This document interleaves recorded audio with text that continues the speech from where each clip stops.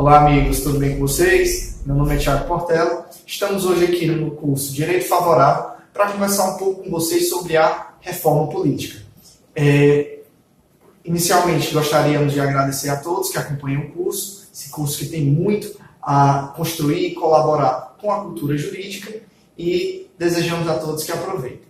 Vamos lá, pessoal. Hoje nós vamos tratar sobre as mudanças do processo eleitoral atinentes às eleições de 2018, certo? Essas alterações vieram no ano passado, né? Um ano antes das eleições, haja vista o princípio da anualidade eleitoral, e essas mudanças atingem diversos temas do direito eleitoral. O tema que nós vamos tratar inicialmente vai ser a participação de determinados candidatos no processo eleitoral e também do partido político, né?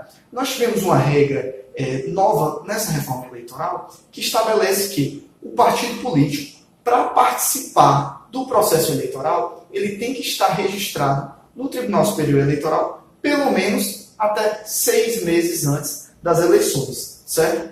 Por que isso?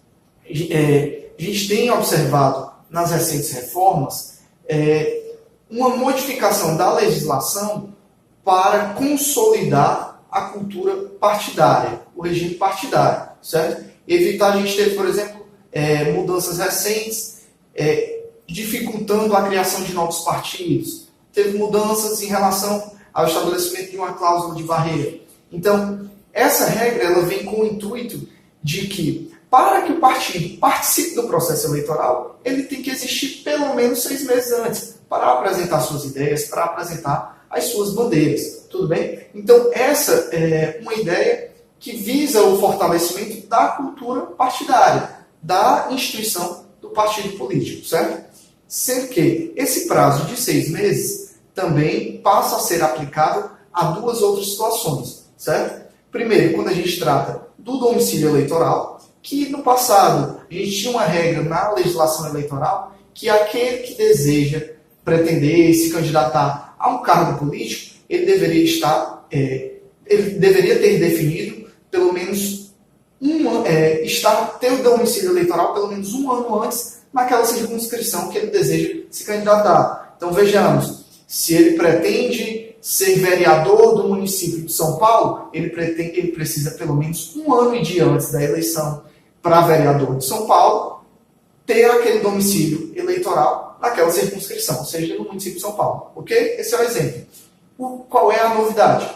Nós temos agora que esse prazo foi reduzido a 6 meses, certo? O domicílio eleitoral passa a ser de 6 meses antes das eleições pretendidas, tá bem?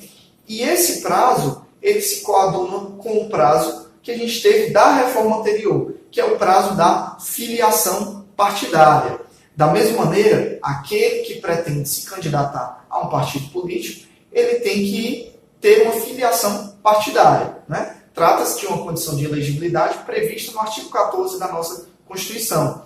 E essa regra veio também nessa reforma eleitoral, porque o intuito da reforma foi deixar bem expresso, bem claro, está vedada a candidatura avulsa. O que é isso? A candidatura sem afiliação partidária, sem você estar afiliado a um partido político.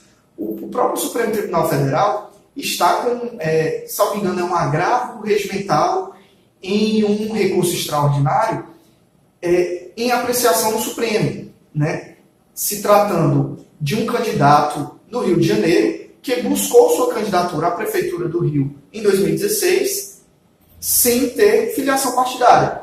O argumento dele era que a Convenção Americana dos Direitos Humanos, do Pacto São José da Costa Rica, permitia isso. No caso, a Convenção ela não traria limitações sobre a filiação partidária. Se a Convenção não traz no seu rol de limitações aos direitos políticos a filiação partidária, ele então poderia ter esse direito político garantido de poder se candidatar sem ter a filiação partidária.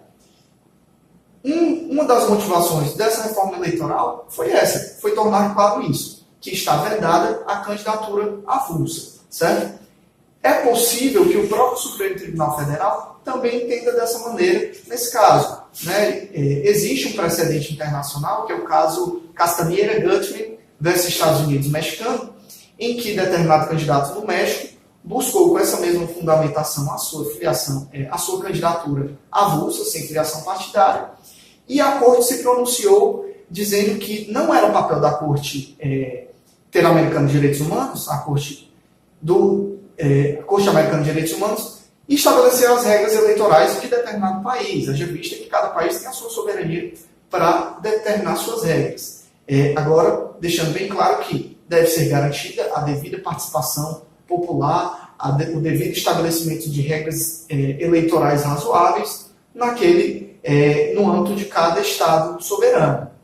Certo? Então, essa foi uma das alterações provenientes dessa reforma eleitoral. O estabelecimento da vedação à candidatura avulsa. Tá? Então, como eu ia falando, só para a gente concluir, essas regras da participação no processo democrático eleitoral, a gente teve, então, 3 alterações bem específicas que fixaram nesse prazo de 6 meses, agora na legislação eleitoral. O partido ele tem que estar criado e com registro no Tribunal Superior Eleitoral pelo menos 6 meses antes. A filiação partidária junto ao partido político do qual você quer buscar, quer representar no processo eleitoral, você tem que ter essa filiação pelo menos 6 meses antes. E agora, com a reforma, você também tem que ter o domicílio eleitoral deferido naquela circunscrição que você pretende se candidatar pelo menos 6 meses antes.